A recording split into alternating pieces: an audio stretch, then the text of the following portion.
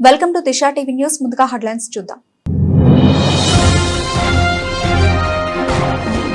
హైదరాబాద్ లో జరిగిన ఎనగంటి వెంకట్రావు రాసిన విలీనం విభజన పుస్తకావిష్కరణ కార్యక్రమం హాజరైన మాజీ ఉపరాష్ట్రపతి వెంకయ్య నాయుడు.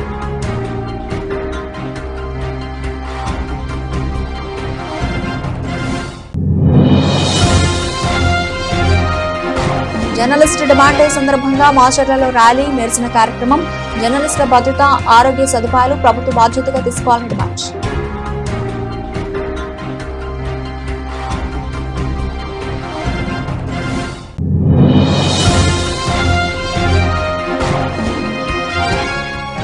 బీఆర్ఎస్ కండువా కప్పుకున్న కాంగ్రెస్, బీజేపీ పార్టీల నుండి 200 మంది.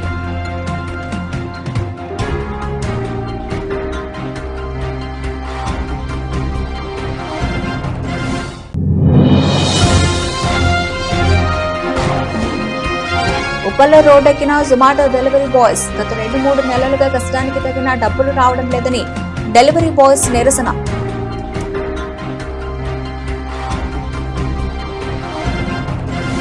హైదరాబాద్ బషీరాబాగ్ ప్రెస్ క్లబ్ లో జరిగిన విలీనం విభజన పుస్తకావిష్కరణలో మాజీ ఉపరాష్ట్రపతి వెంకయ్య నాయుడు పాల్గొని మాట్లాడారు. పత్రికలు సమాజానికి దర్పణంలా ఉండాలి. అవినీతి విషయాలను ప్రజలకు వివరించాలి. మాట్లాడే భాష హుందాగా ఉండాలి. బూతులు మాట్లాడిన నేతలు గెలవలేకపోయారు. బూతులు మాట్లాడిన నేతల నోరు మోయించేందుకు ఓటర్లే బుద్ధి చెప్పాలని సూచించారు.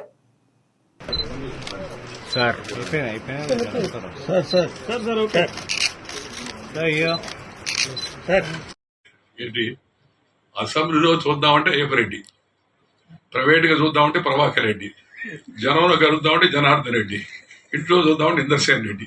అసలు ఆయన ఎక్కడ రెడ్డి అని పేరు వాళ్ళేది ఆ రోజున. అంటే ఇందర్సేన్ రెడ్డి అని యూత్ కాంగ్రెస్ నాయకుడు ఉండేవాడు. ఆయనకి బాగా ముఖ్యంగా ఉండే ఇంట్లో విషయాన్ని చూసేవాడు.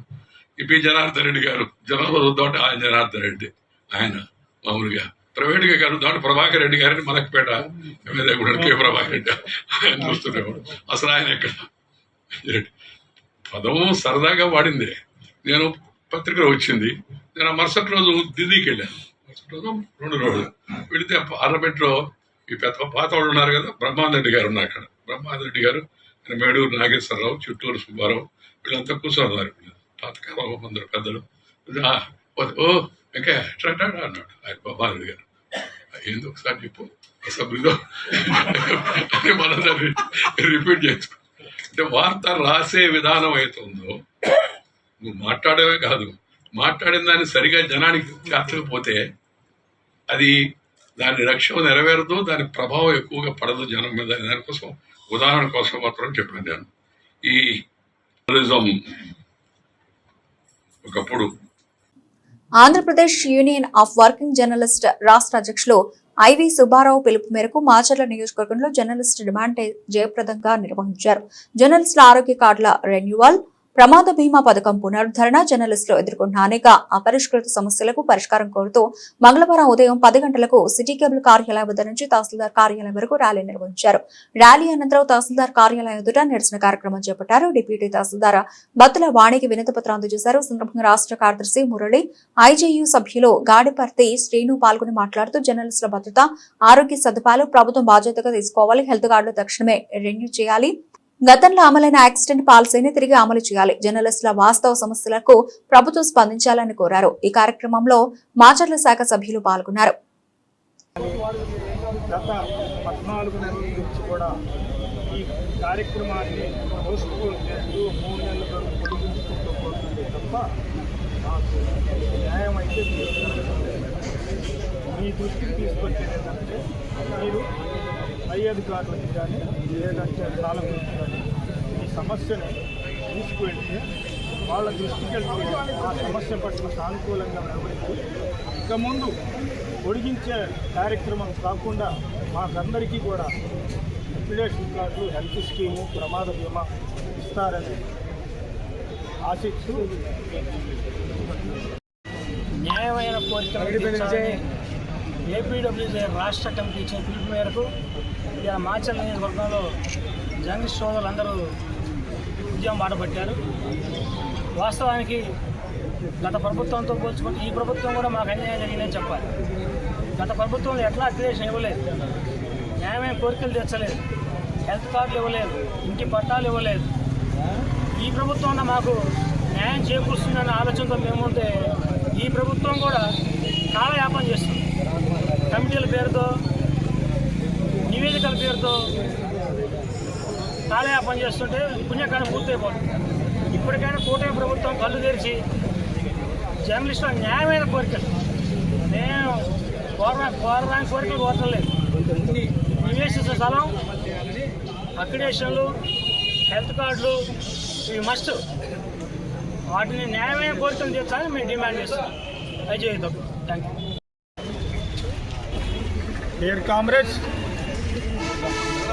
గత వైసీపీ ప్రభుత్వంలో కొర్రీలు పెట్టి జర్నలిస్టుల అక్రిడేషన్ కార్డులను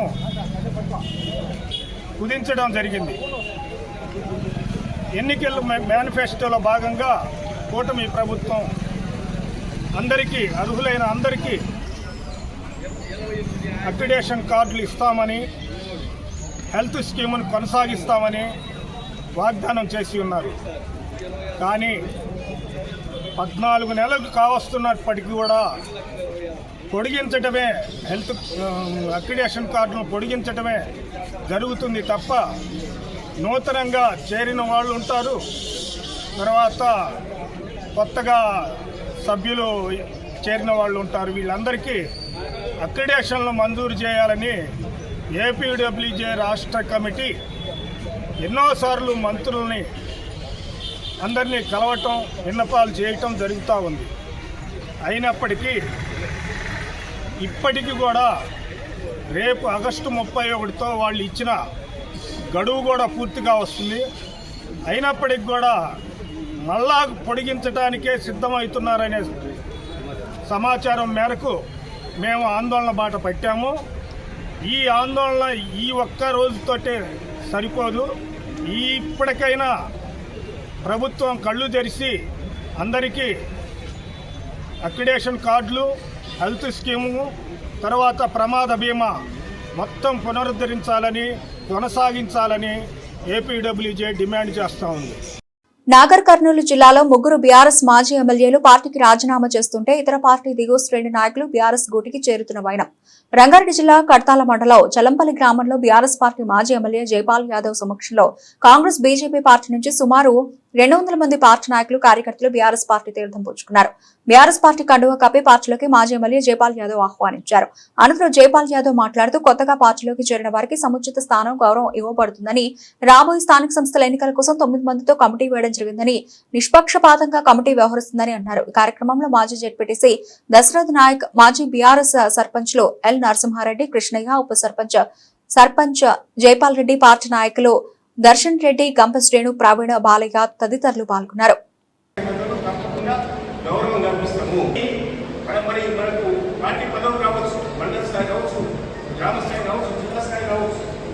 ఇప్పుడే చెప్పలేము, ఎందుకంటే కాంగ్రెస్ పార్టీ మొత్తం కమిషనర్ చేసి ఆ విధంగా మొత్తం కూడా డైవర్ట్ చేయడానికి ఈ విధంగా పార్టీస్ కాంగ్రెస్ చేస్తుంది.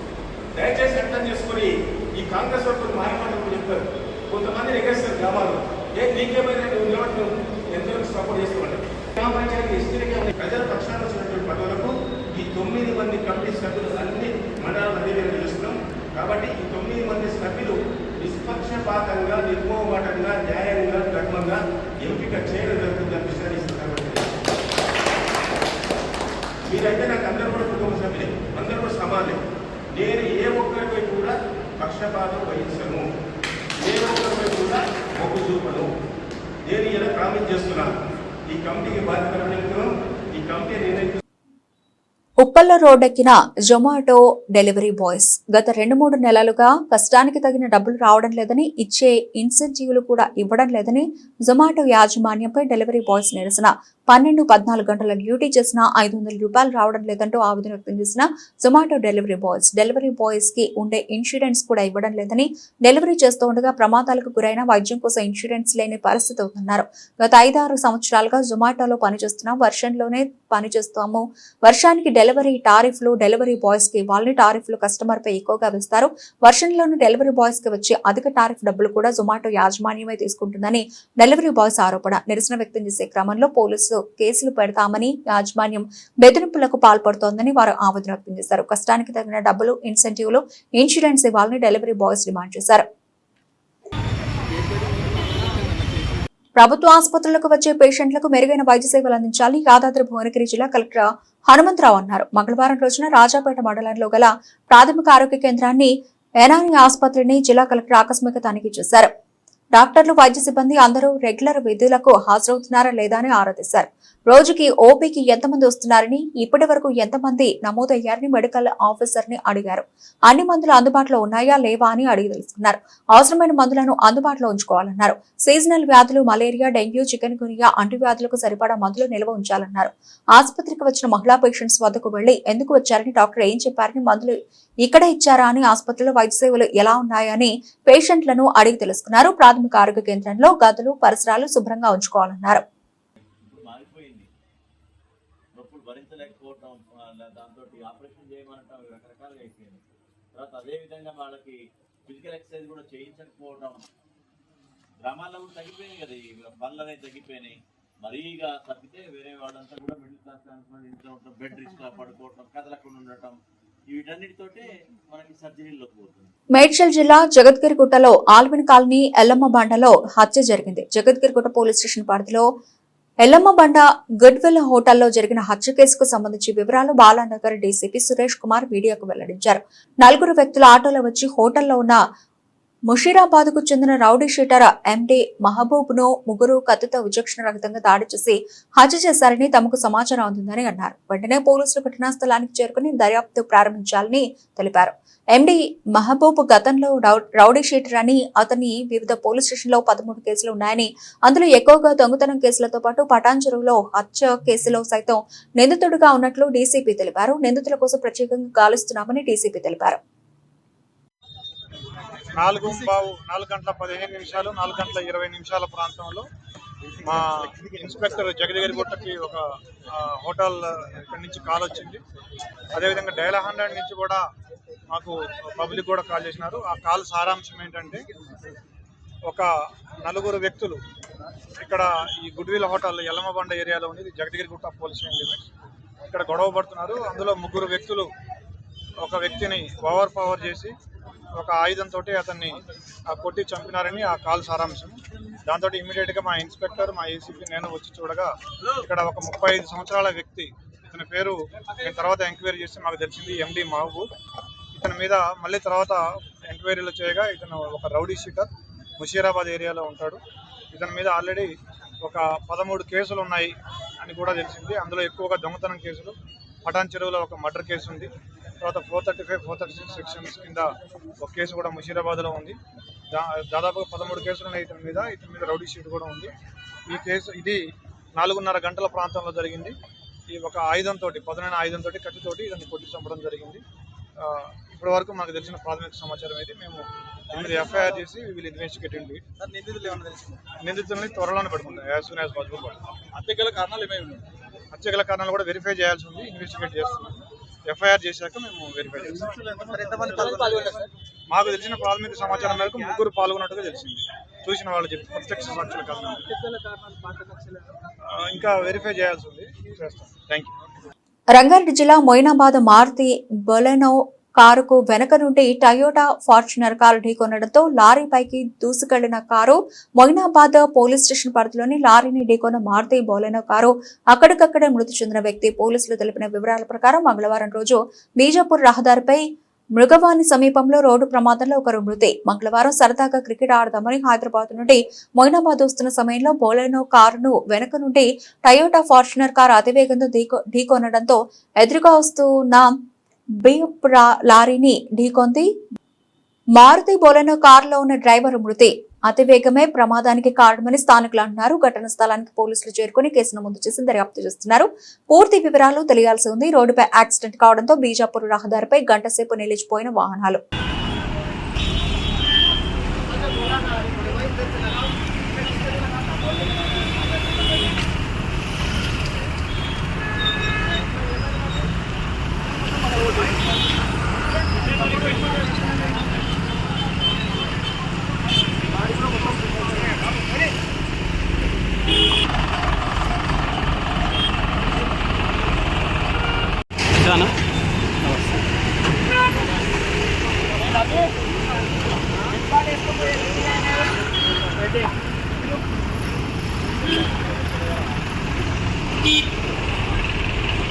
మహబూబ్ నగర్ జిల్లా కేంద్రంలోని టీఎన్జీఓస్ భవనంలో విలేకరుల సమావేశం నిర్వహించడం జరిగింది. ఈ సమావేశానికి ముఖ్య వక్తలుగా ఇల్లందు మాజీ ఎమ్మెల్యే గుమ్మడి నర్సయ్య హాజరై మాట్లాడుతూ తెలంగాణ రాష్ట్ర వ్యాప్తంగా పునాస విత్తనాలు వేసుకోవడం అనేది ముగిసింది. అదేవిధంగా వరి నారుమళ్లు వేసుకున్నారు.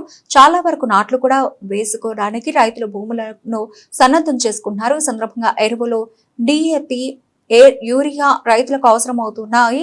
యూరియా కొరత అనేది మార్కెట్లో విరివిగా ఉందని ప్రచారంలో ఉంది. దాన్ని సాకుగా చూపించి రైతుకు 2 బస్తాలు మాత్రమే యూరియా సరఫరా చేస్తున్నారు. ఇది ఎంతవరకు సరిపోదు. కేంద్ర ప్రభుత్వం బాధ్యతగా భావించి ఆయా రాష్ట్రాలకు అవసరాల రీత్యా అవసరమైనంత యూరియాను సరఫరా చేయాలి. ఎలాంటి ప్లాన్లు లేకపోవడం వల్ల బయట నుండి దిగుమతి కావాల్సినటువంటి యూరియా అందకపోవడం వల్ల యూరియా కొరత ఏర్పడింది. అందుకని వీటన్నింటినీ కూడా రైతాంగానికి, ప్రజలకి వివరించాల్సినటువంటి బాధ్యత మా మీద పడింది. మా సంఘంగా మేము వాళ్ళని ఎంకరేజ్ చేయడం కానీ, ప్రభుత్వ లోపాలని, ప్రభుత్వ విధానాల్ని ప్రజలకు చూపించడంలో కానీ మా ప్రయత్నం చేయాలా. అందుకనే ఇక్కడ జరగబోయేటువంటి మహాసభ 25, 26 తారీఖులలో ఆ సభలు మంచి జరగడానికి కావాల్సినటువంటి సహకారం అందరినీ అర్జిస్తున్నాం. అట్లే ఆ సభని జయప్రదం చేయడానికి కావాల్సినటువంటి పద్ధతుల్లో రైతుల్ని, రైతాంగాన్ని అందరినీ కూడా వచ్చి జయప్రదం చేయడానికి ప్రయత్నం చేయాలి అని చెప్పి వాళ్ళందరినీ కూడా పిలిపిస్తున్నాం.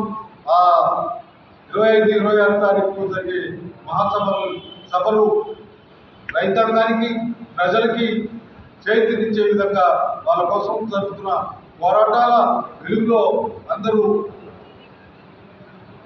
నిమగ్నం కావాలని చెప్పి కోరుతూ భద్రాచలం మండలంలో ఎంఆర్ఓ ఆఫీస్ నందు నూతన రేషన్ కార్డుల పంపిణీ కార్యక్రమంలో ముఖ్య అతిథిగా స్థానిక ఎమ్మెల్యే డాక్టర్ తెలం వెంకట్రావు పాల్గొన్నారు. భద్రాచలం మండలంలోని ప్రజలకు నూతనంగా రేషన్ కార్డులు మంజూరైన అర్హులకు ఎంఆర్ఓ డి వెంకటేశ్వర్ల ఆధ్వర్యంలో స్థానిక ఎమ్మెల్యే డాక్టర్ తెలం వెంకట్రావు చేతుల మీదుగా అందజేయడం జరిగింది. ఈ కార్యక్రమంలో భద్రాచలం డిటి రాజులు గారు, ఆర్ఐ నరసింహారావు, మండల నాయకులు, కార్యకర్తలు, మాజీ ప్రజాప్రతినిధులు, యూత్ కాంగ్రెస్ నాయకుల, అభిమానులు తదితరులు పాల్గొన్నారు.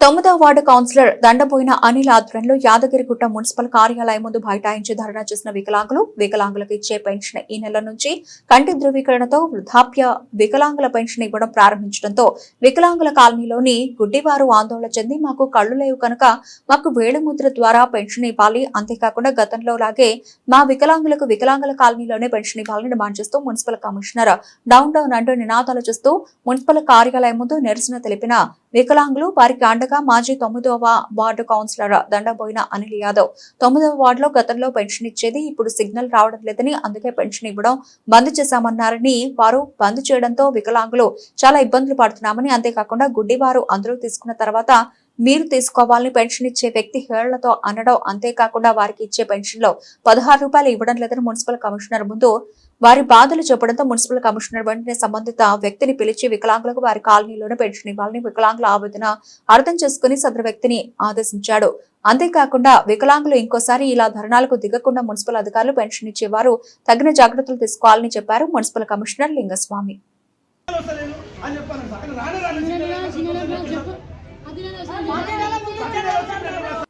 టీజీఈపీ సెట్, ఎంసెట్ కౌన్సిలింగ్ ప్రక్రియలో అధికారులు వ్యవహరిస్తున్న తీరుతో విద్యార్థులు తీవ్ర ఇబ్బందులు పడే పరిస్థితి ఏర్పడిందని ఓయూ జేసీ అధ్యక్షుడు గడ్డం శ్రీను అన్నారు. ఈ మేరకు ఓయూ ఆర్ట్స్ కాలేజీ ఆవరణలో ఏర్పాటు చేసిన విలేకరుల సమావేశంలో మాట్లాడుతూ TGEAP CET, EAMCET second phase counselling ప్రక్రియలో అధికారులు టీసీ కంపల్సరీ అని కండిషన్ పెట్టడంతో విద్యార్థులు సి-షాప్ దోస్త్ ద్వారా డిగ్రీలో జాయిన్ అయ్యే అవకాశం కోల్పోయే పరిస్థితి ఏర్పడిందన్నారు. ప్రైవేటు కాలేజీలను బలోపేతం చేసే విధంగా అధికారులు చర్యలు ఉన్నాయని, ఇదే విషయాన్ని ఉన్నత విద్యాశాఖ council chairman, technical education commissioner దృష్టికి తీసుకెళ్లడం జరిగిందన్నారు. ఇప్పటికైనా తెలంగాణ రాష్ట్ర ప్రభుత్వం స్పందించి విద్యార్థుల భవిష్యత్తును దృష్టిలో ఉంచుకుని కౌన్సిలింగ్ ప్రక్రియలో నిబంధనలను సడలించాలని డిమాండ్ చేశారు.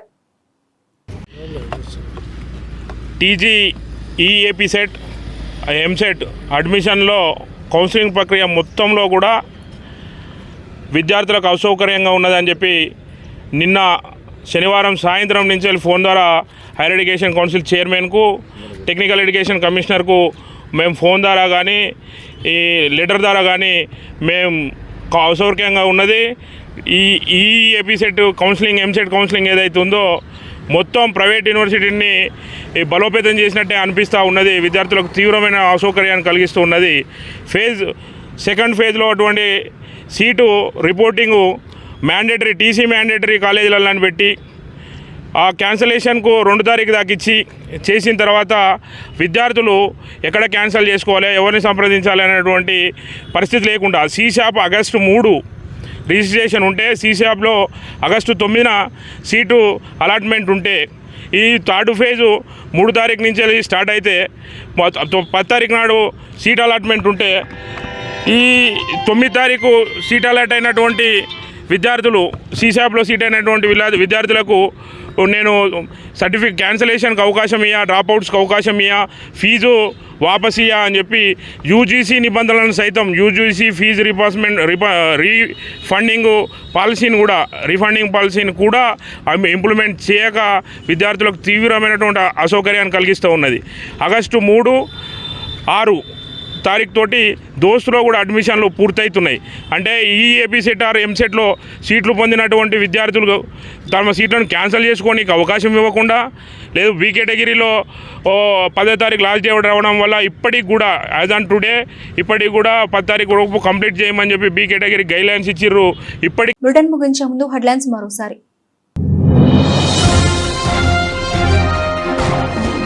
హైదరాబాద్ లో జరిగిన ఇనగంటి వెంకట్రావు రాసిన విలీనం విభజన పుస్తకావిష్కరణ కార్యక్రమం హాజరైన మాజీ ఉపరాష్ట్రపతి వెంకయ్యనాయుడు.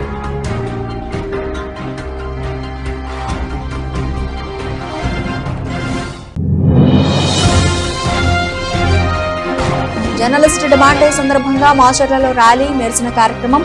జర్నలిస్టుల భద్రత, ఆరోగ్య సదుపాయాలు ప్రభుత్వ బాధ్యతగా తీసుకోవాలని డిమాండ్.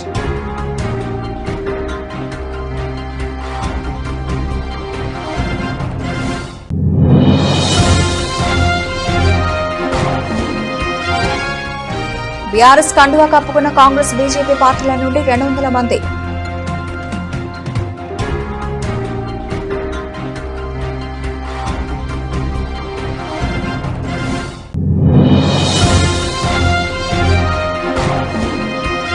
ఉప్పల్లో రోడ్డెక్కిన Zomato delivery boys. గత 2-3 నెలలుగా కష్టానికి తగిన డబ్బులు రావడం లేదని డెలివరీ బాయ్స్ నిరసన.